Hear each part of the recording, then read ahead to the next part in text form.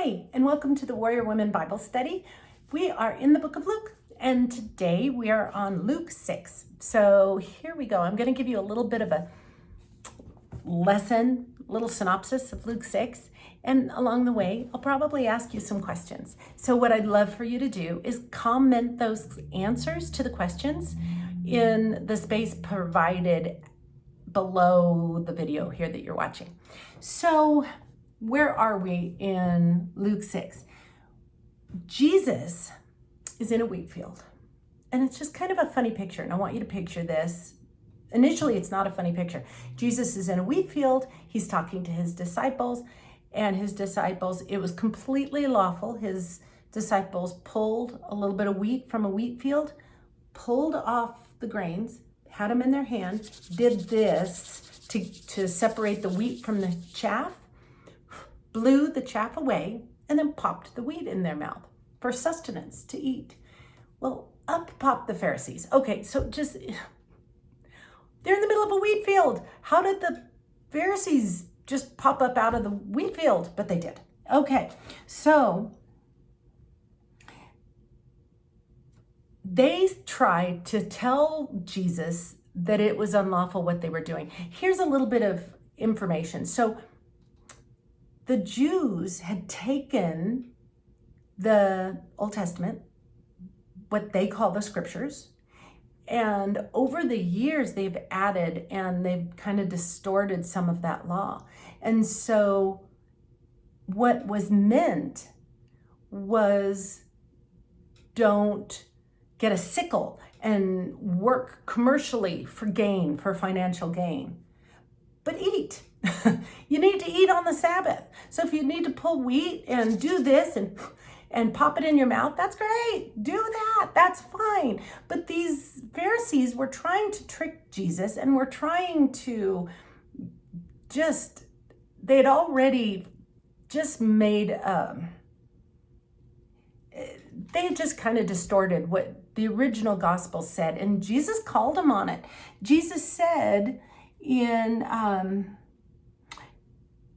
verses 3 and 4, he's talked about King David and what King David did. And he said, basically what King David did truly was unlawful, but you think he's wonderful. So what's the deal, guys? This is not unlawful.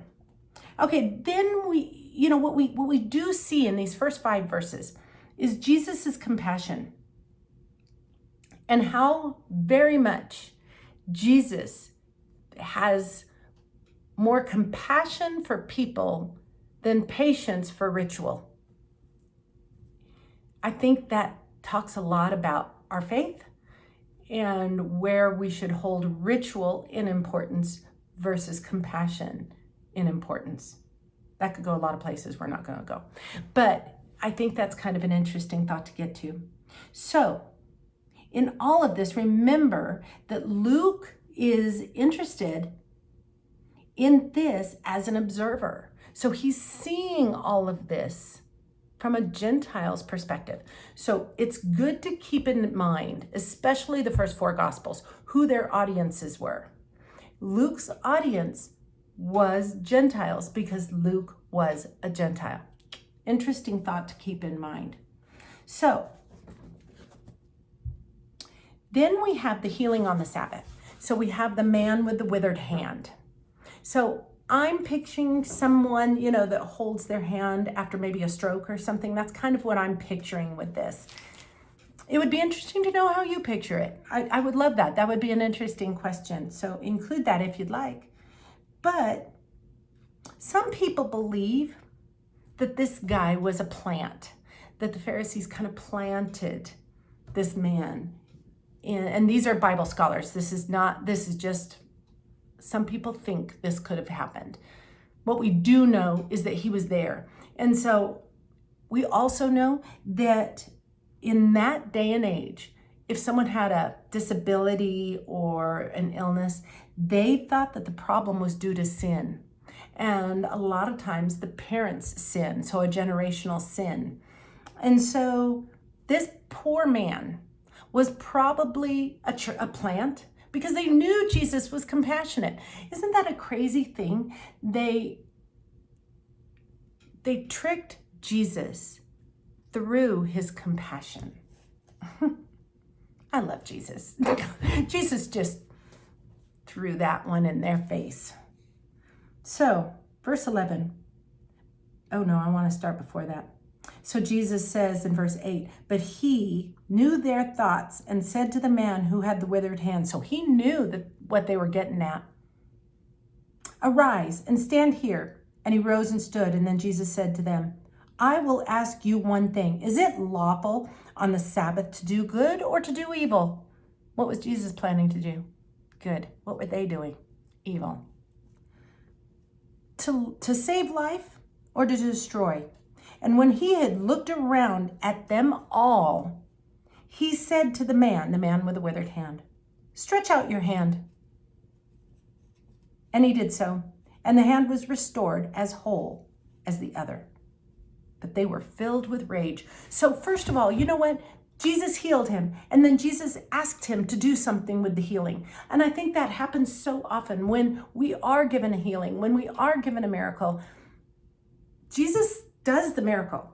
But then Jesus says, go do something with that miracle. Go do something. I have decided that that's called a step of faith. So often he did that. Jesus healed the blind man. And then what did he do? He said, now, go wash off your eyes in the water. This is a man that's blind, and he's telling him to walk over to the water and wash his eyes off.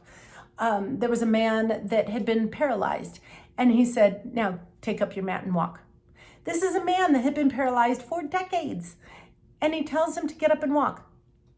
So Jesus, look at his miracles. So often he tells people to do something with the miracle after he does the miracle. So think in your own life. Is there something Jesus is telling you to do with your miracle that he has already done in your life? I bet you there is one. Okay, here we go on through, let's see. Oh, I loved how verse 14, 15, and 16 goes through all the disciples. I love these verses. So look at it. It says, Simon, who is also named Peter, and Andrew, his brother, James and John, Philip and Bartholomew, Matthew and Thomas, James, the son of Alphaeus, and Simon called the Zealot, and Judas, the son of James, and Judas Iscariot, who also became a traitor. So this is kind of interesting because there's some parallels here. Not parallels, but there's some things that are all the same. There's many places where all the disciples are listed. Peter is always first. Judas Iscariot is always last. James is always before his brother John because James was older. So here I have some questions about the disciples. Is there any disciple you'd like to know more about?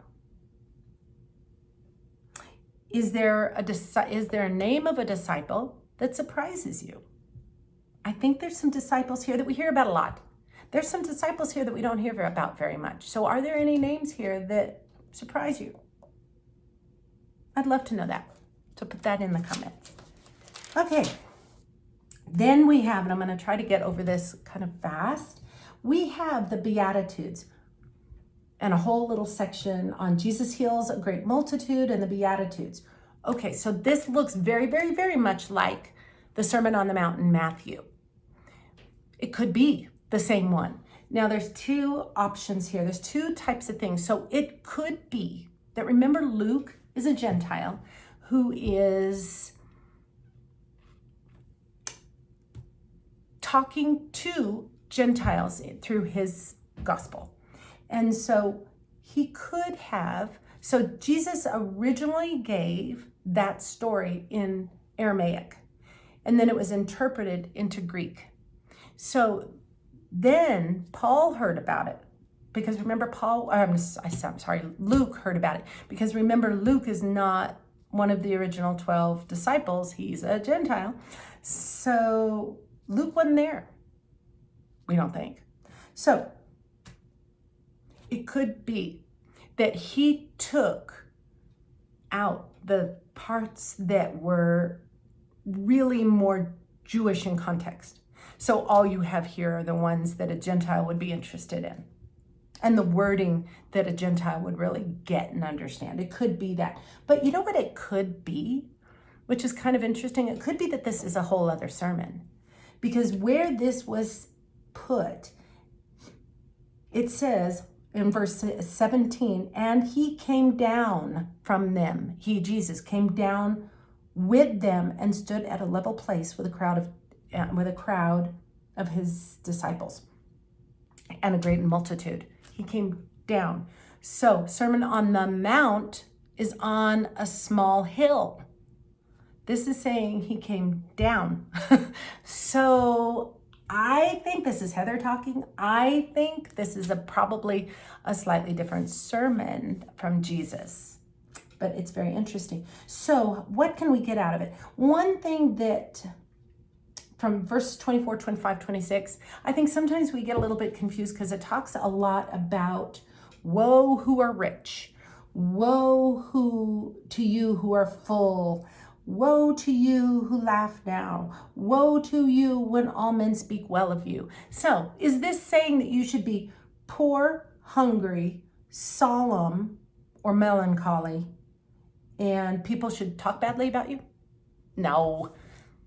It's saying that if that and the gain of wealth, the gain of food, the gain of entertainment, the gain of laughter, the gain of listening to people instead of listening to the opinion of you by God, if those are your intent in life, then yeah, whoa. But you can be a happy, full, wealthy Christian who people speak well of and be completely dedicated to the will of God. And if you are, then this does not have anything to do with you. So you are in good shape. So the next section is all about love your enemies. I am just going to say this is awesome because this is what makes us different than any other religion. Have you ever been slapped? I've been slapped. Ooh, boy. The last thing you want to do is turn your other cheek. I think we instinctively want to go after the person. And, this just tells us to love our enemies. It's easy to love our friends.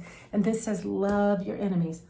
Then it says, do not judge. Oh my goodness. This is take the plank out of your own eye before you take the speck out of the other.